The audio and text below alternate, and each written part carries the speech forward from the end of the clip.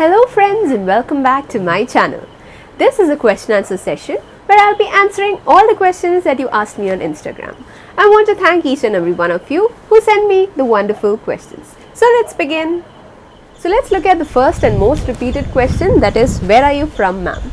So basically I was born in Visakhapatnam, that is in Andhra Pradesh. I was brought up in Navi Mumbai, and after my 10th I relocated to Trivandrum, that is my native place, after my 10th standard. And moving on to the next question, we have, what are your strengths and weaknesses? So personally, I feel that I have two main strengths. I'm not going to answer this like how we answer in front of a interview, but since you're my friends, I'll be answering it in a very simple way. One of the strengths that I feel about myself is, if you give me a particular task to do on a single day, like assignments or projects, seminars, tests, all on a single day, I take it up as a challenge. I feel it's like a challenge, it's like a positive energy for me, and once I complete it, that actually boosts my confidence. So personally, I feel that that is one of my strengths, that if you give me a lot of tasks, I'll be doing it as much as I can in a single day.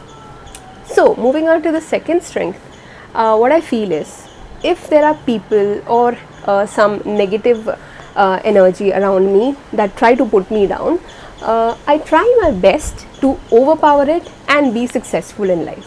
So that is personally the second strength that I feel. Ignoring all the negativity, converting that negative energy into positive energy, I try my best to be successful in life. So that is my second strength.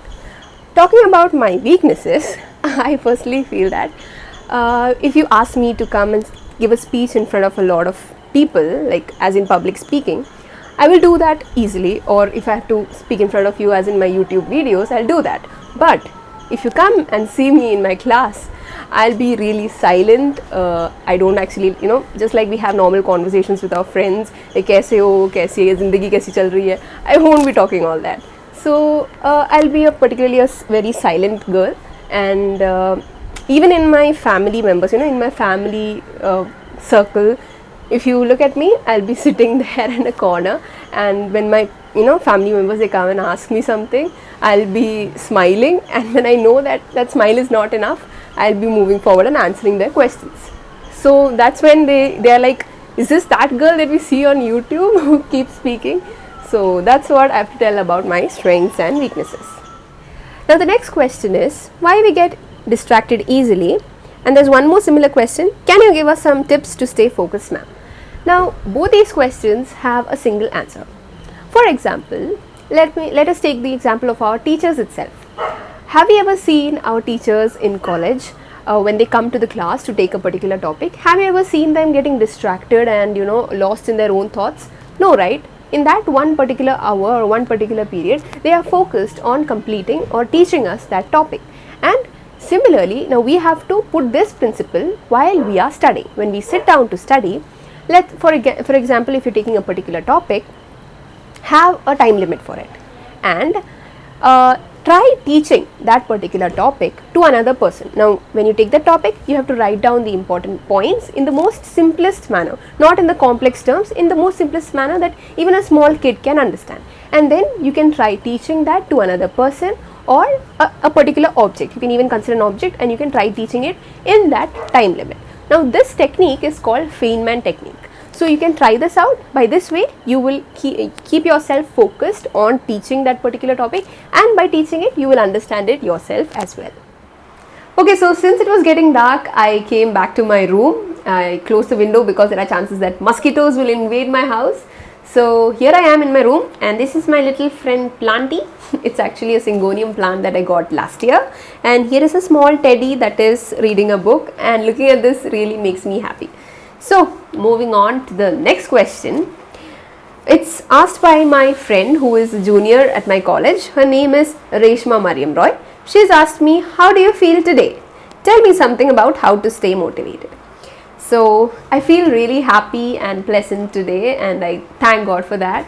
And talking about how to stay motivated, we as people, we all know that there are situations that we face on a day-to-day basis that may make us feel depressed sometimes, sad or less energetic. Now, what I want to ask you is, will we let these situations take control over our life, or would we take control over these situations? Now, personally speaking, if I'm in a situation where it makes me sad or less energetic, I will try my best to do something that could make even a slight difference to that situation.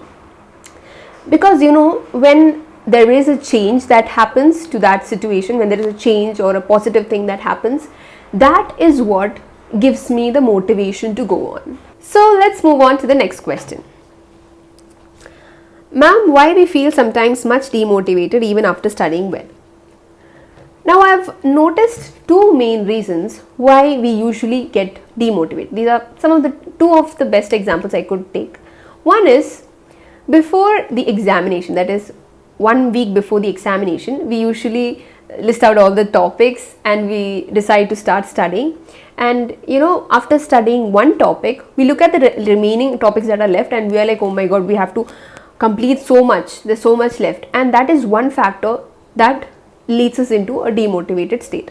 Now, another factor is that, imagine you have started learning from the beginning of the year itself. You made notes and you studied a particular topic thoroughly, and you kept aside the notes.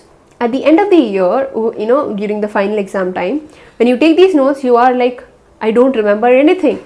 So that is another point where we feel demotivated. So what I have to say is, instead of being looking at those topics that we didn't study, or the topic that we studied and we don't remember, instead of getting demotivated by that situation, let's be happy that at least we conquered that one particular topic, or that one particular topic we can just revise and we'll remember. Now, one thing that you've noticed is 10 minutes before the exam, 10 minutes before the exam begins, when we are revising through all the topics in the class, just going through everything, and when you go to the exam hall, these last minute revision topics are actually the one that we clearly remember. So we as humans, we have the potential to recollect things when we are in need. So don't worry that you didn't study something very earlier or you studied it at the last moment. Don't worry, just believe in yourself and be proud of what you are conquering right now. Don't get demotivated, work towards your goal. So looking at the next question, what to do if you think that life is finished and you feel really lonely and feel like crying all the time? Now, I have a very good example for this. My grandmother, my paternal grandmother, before 2015, she was staying alone for 25 years of her life. So whenever I used to visit Trivandrum during my vacations earlier, that is before 2015, I used to ask, don't you feel lonely, Amachi? Don't you feel, I call her Amachi. So don't you feel lonely being here all the day without anyone in the house? So what she told me was, 24 hours of a day was not enough for her, because she had so much of hobbies to do. She had writing, reading, gardening, consulting her patients, everything. In each and everything that she did, she found joy. And that is what kept her happy, and she never felt the feeling of loneliness, because her books were her friends. Her everything that she does, she found friendship, she found joy in it. So what I have to tell you is, in this world, we cannot expect other people, we cannot expect even the dearest of people around us to always keep asking how we are, or they are not going to be there all the time. So we need to help ourselves. Don't let emotions take charge of us. We have to concentrate, focus all our energy. We know it's difficult, it's not as easy as it sounds to be, but try focusing our energy on the things we like doing. You might be having some of the other hobbies. Try to focus on that, find joy in it. Now, that's the only way that we can get rid of these emotions and be stronger in life. Now, apart from these questions, there were many other questions that were asked by you all, and I'll be making another video, a question answer session, where I'll be answering those questions as well. Thank you all for watching this question answer session. Hope you have a good and happy day ahead. Thank you.